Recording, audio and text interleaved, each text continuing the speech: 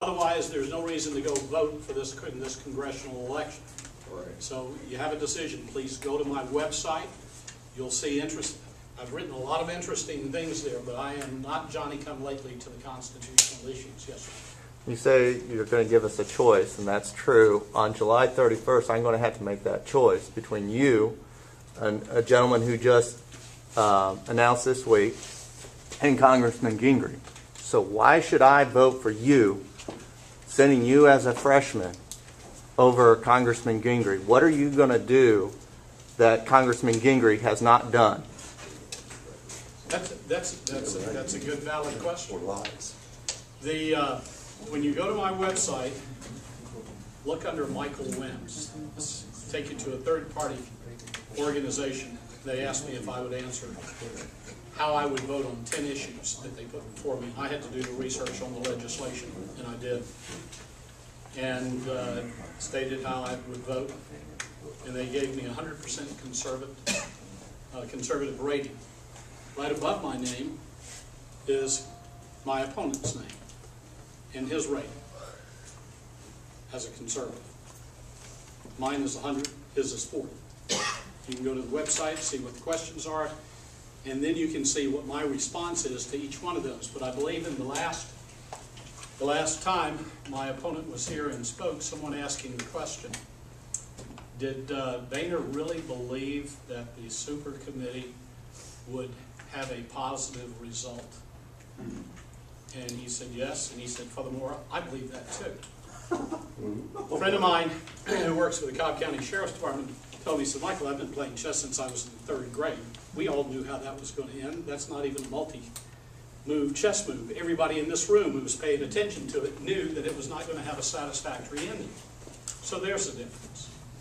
The NDAA. Everybody here familiar with the NDAA? Mm-hmm. Okay. I would have voted against it, and my vote is reflected on the website.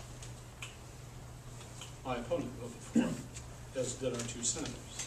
So there are some differences here, and you have real choices, and they're not shades of gray. And I'm not going to go along to get along, and I'm not going to blend. I think that's what you're looking for.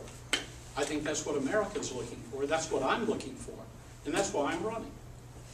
And you can see here by my responses and what I'm saying, they're not going to shut me up, and they're not going to buy me off, and they're not going to co-opt. Quickly, what is the NDAA, and what was it in it that you would have voted against? It's a National Defense Authorization Act that then allows for the military to take U.S. citizens away. Okay? Without due process. Without due process. Everybody here familiar with that?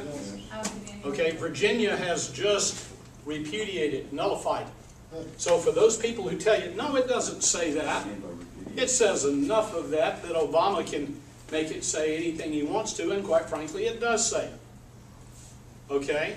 So that's pretty darn dangerous. We had the Posse Comitatus Act.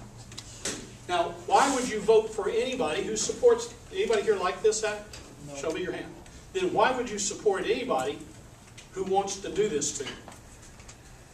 We have to clarify our own thoughts. It's not the people in Washington.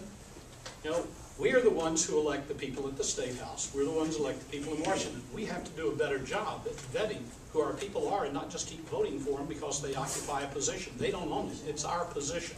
And I offer myself so that you do have that choice. One last question. Yeah, I did want to know, maybe the wrong person asked again, but as we were talking, the lovely announcement that our Supreme Court Justice Ruth Bader Ginsburg made, that we should follow the South African Constitution if we were going to be drawing up a new Constitution now. That's not anything on the judicial circuit that she's made a decision on a court case, but what are the options that we as Americans have for her saying something to that effect? Yeah, I want to go back to Justice Joseph Story, who, and he was considered the founder of Harvard Law School and professor of law, and he's been called the father of American jurisprudence. So you know what I'm saying is true. Story said an impeachment is not so much designed to punish an offender as to secure the state against gross official misdemeanors. It touches neither his person nor his property, but simply divest him of his political capacity. That's quote. The offenses to which the power of impeachment has been and ordinarily applied as a remedy are political offenses growing out of personal misconduct or gross neglect or usurpation or habitual disregard of public interest, unconstitutional opinions, attempts to subvert the fundamental laws and introduce arbitrary power.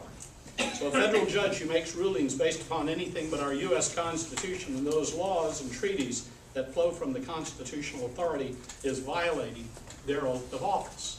And I will stand up in Congress and help educate those people up there who do not seem to understand the history of our country and our laws and the Constitution. Did I answer that question well? Yes, can we wait until next January 20th to get her out though? And by the, you get what? We don't want her out before January 20th No, we don't. next year. No, we don't, but we need to do that, and Congress has been neglectful. What is that process? How does that process move forward?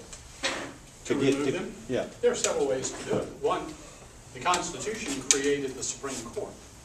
The Constitution gave the power to Congress to create all inferior federal courts. So it's been the Congress who has created the federal court system. The Congress, by a vote of 51% or 50 plus 1, can eliminate the Ninth Circuit Court. It no longer exists. The people who are being paid will no longer receive a paycheck. It doesn't impeach them, just eliminates them. Because remember, Congress created that very much the same way. So you just so they could be impeached or they just could be eliminated. But Congress has to step up and do it. What about the Supreme Court does it? With the Supreme Court, it's simple impeachment. We have an example of that as well in the past. When John Adams was leaving office, he packed the Supreme Court, packed the federal courts with those that were sympathetic to his views. And in 1801 and 1802, Thomas Jefferson passed the, help me out here, my mind just completely went blank. He passed. It happens to us all. But basically, he eliminated a large percentage of the lower federal courts. Adams thought that he had outmaneuvered Jefferson, and Jefferson simply just abolished the courts altogether. So, we have mechanisms within the Constitution to deal with this. The problem is, and I think we've seen this, unfortunately, all too often, even within our own party. I mean, like you said, how often have we sat and, screaming at the TV when we listened to our fellow Republicans get up there and seemingly show complete ignorance of the constitutional issues regarding the problem we're dealing with. And, we've got to make sure that they understand the Constitution and they abide by it. That it's, we can all see what's been done to the Constitution by even the most well-meaning people. Good intentions are not enough. Thomas Jefferson said that we had to bind men in power down and change the Constitution. No, I agree with everything you said. So I offer you a clear choice. There are not shades of gray differences here. You got a choice between one of two people. We can continue doing what we've been doing and expecting different results, and you know what Einstein said about that. That's a form of insanity. Or we can truly do something different. And again, I commit to you that I'm not going to be bought off. I'm not going to blend in. I will be a thorn in their side to get them to do the right thing. And as long as the people of the 11th district support me, I will be there to do that. So I appreciate your time. I appreciate your consideration. I'll be around, so if you have any other questions, I'd like to think that I'll be back often. And I thank you.